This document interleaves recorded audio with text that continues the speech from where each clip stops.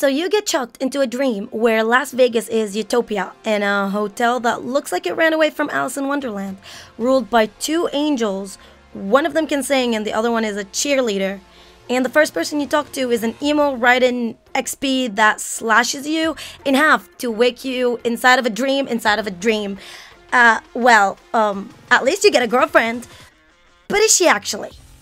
What if Firefly actually was with us the entire time? Hello and what's up everybody, welcome back to my channel. If you are new here, make sure to subscribe and hit the like button and become a part of our Sunday cult. And if you are coming back, why hello there, long time no see, have you paid your dues? Before we start the summary, let's actually introduce our wonderful characters. First, Akron, our human Batman, the person who decided to be absolutely emo and another XP in the Raiden universe. Black Swan, a soul eater but for dreams, and yes, I would. Aventurine, the lucky friend who always pulls a double 5 stars on you, and yet again he has one of the darkest past, of course. Dr. Ratio, the math teacher you thought I had a crush on until he decided to give you a 0 on your final exam and now you really want to shove a boot up his yeah.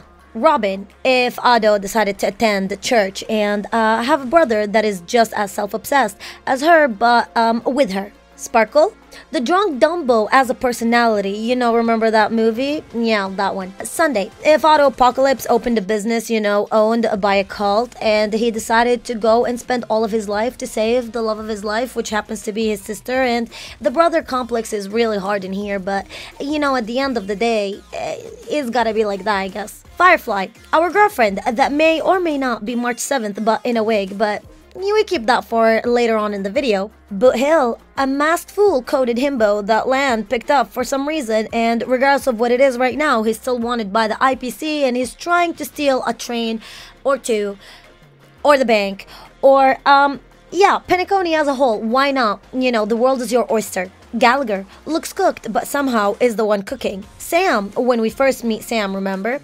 Because Gundams aren't human-sized to dang, so Mihoyo fixed that for us. The watchmaker couldn't outlive the cult leader, so he decided to let his cartoons cook for him. Gopherwoods, the cult leader. Harmony MC, he hid our way and star-railed Sunday with the train. However, out of all of them today, we are focusing on Firefly. But before that, let's do a small recap of the story so far. Unless you were under a rock, you probably have played Penacony's story, where Project Sigmata came back with a new fresh look and Kevin Caslana hasn't been more proud since the story tried doing it in Sumeru. It starts with us falling into a coma the moment you arrive near Penacony and we get to see what we might call a lucid dream. And the first welcome comes from a blue-haired femboy called Misha and the new entry in the Raiden May universe, Akron. She asks you all kind of question that screams Project Sigmata, which I very much obliged, and teaches you how to fillet an MC with her katana, bringing you back to aka real world. Later on, you get into the hotel and meet our favorite gambling. Peacock tries to girl boss and manipulate us before getting cockblocked by Akron that mistook the room. After you get checked into the rooms, you get to be in Penacony. You fall right head down, dive from the sky into the arms of Robin, and then you start your adventure in the beautiful world of Penacony, of course. Regardless, while you are on your way looking around, you get to see a beautiful, shining, pretty girl who comes out of nowhere and bumps into you asking you for protection. And she happens to be your future girlfriend. You meet Firefly and she's running away from the families and fall in love at first glance. Then she decides to give you all of her money, takes you on a day to see the meteor shower on the roof of some buildings and tell you all about her sad past. But before you get there, you get to meet Sampo, of course, who turns out to be Sparkle, and they take you on a simulation of you beating the Trash King, Sampo, and saving the Trash Kingdom. That's imitation of Billabong. Says quite the bit. Then finally, you get to fall into a trap with a Firefly, and Firefly ends up getting another time kebabbed by something that looks like an amalgamation of a psychedelic looking monster and a centipede, and while both mommies are looking at us just dumbfounded, aka Black Swan and Akron. Aventurine do be playing the 500 IQ 5D chess game, and he ends up manipulating Dr. Ratio, Sunday, the entire IPC, Jade, Topaz, us, everybody, and then Dr. Ratio plays the Uno reverse card as well and gives him his "You're welcome, I saved you" gift in a small little bottle. He ends up becoming, you know, the villain. Acheron ends up slashing him, teaching him how to actually fillet a gambler, and sends him to the Shadow Realm looking for his way out. Gets picked up by Argentine. Yes, our Knight of Beauty, did I forget about that? Yeah, well, he shows up again, actually, yeah. Then we get to learn that our beautiful cultist, Gopherwood, decided that becoming the leader of Penacony is not enough anymore. We have to become Penacony and ask Acheron to leave respectfully so he can finish his villainous arc. In the meantime, we get to be transported through death again, and we get to learn that it's called Sleepy because it's actually a transportation method from one side of Penacony to another. And I learned that Gallagher is not real, yeah, Misha is not real, Clocky is not real, your life is not real. All of the cartoons are based off of real people and real events. And Gopher Woods took both of those siblings when they were younger and they were poor. Just made a cult leader out of Sunday while Robin got to get away. We go on another play date with our beautiful Firefly girlfriend, and then get to go against Sunday, who appears to be the real new boss and wanting to be a god and an emanator of order so bad he's willing to put us in a cage, put his sister in a cage, and everybody in a cage.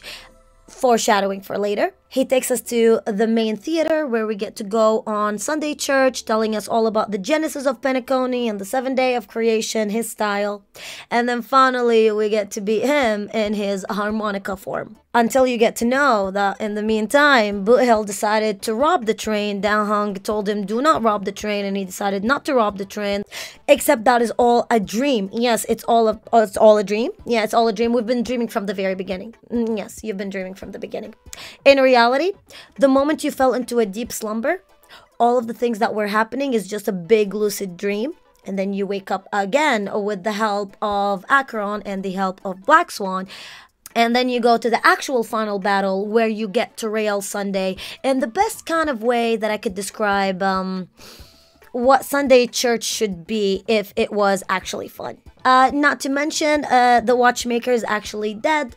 And, well, let's go back to Firefly. You see, I had to get up from the chair and think about it for a second. And just hear me out, okay, on my small little rant, if you want to call it so. So we have Firefly coming all of the way out and trying 11 times to save us. And it was even hinted at the beginning of 2.0. White Knight? Yeah, the video. It was all hinted there, right? With the rest of the entire story. And she failed every single time. So she had to die 3 times in order to tell us the truth. And then she knew everything from the very start.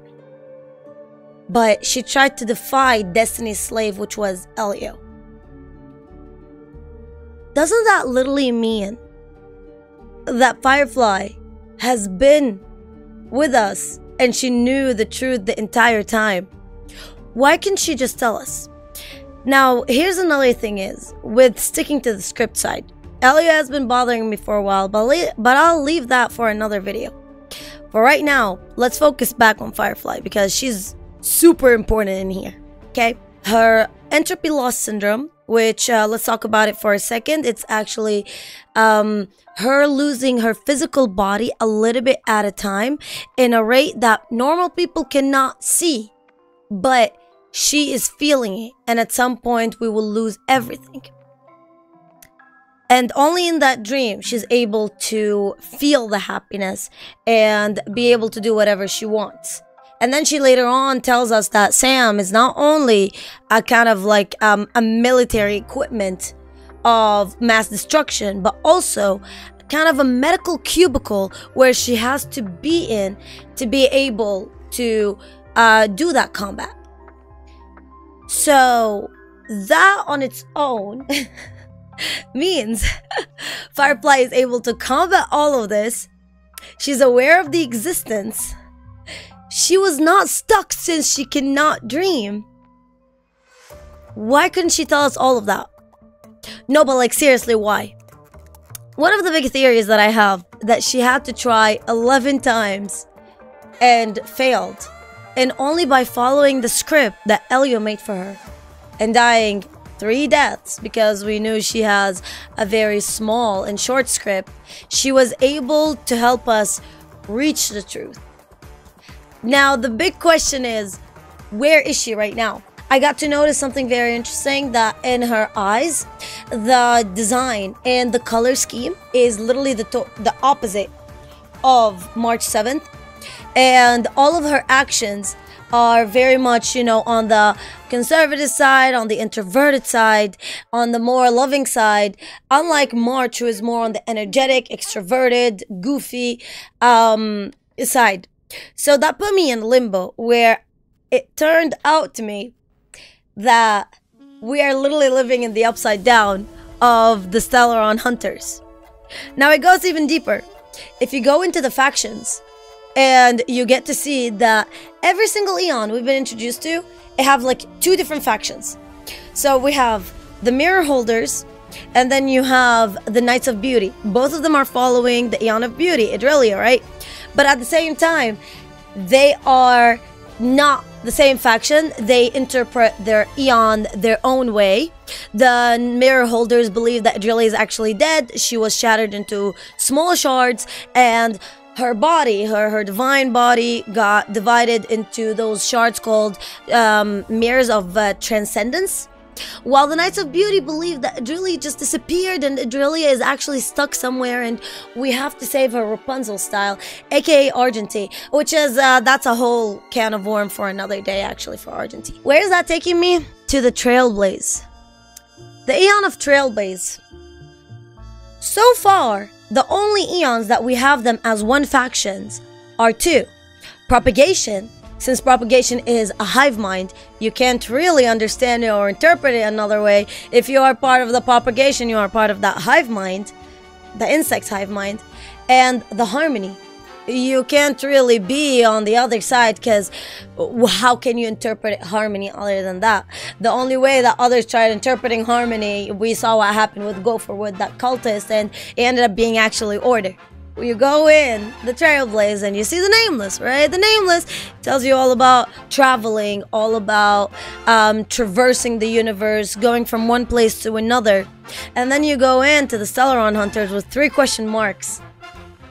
It doesn't tell you anything, but it tells you at the very top, the IPC wanted poster.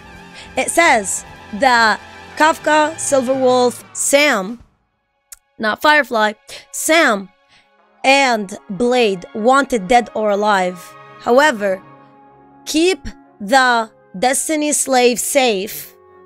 Make sure he keeps his ability of independent thinking. What? The only time where we get mentions of Destiny, the unknown, the unknowable, which is what Akavali believes and not believes in, and traversing the universe is when we talk about Akavali. So meaning that the Stellaron Hunters are there to protect Elio and to keep Elio sane. Yet again, that takes us back to Firefly, and what I'm trying to say is, if we go by the mere idea that the Stellaron Hunters are actually on the Trailblaze path and another faction of the Trailblaze, which I have a lot more to say to that, but I'll leave that as well for another video. But I'll keep that in your mind, that not only the Stellaron Hunters are very important, they didn't hurt us, they are actually saving the universe once at a time.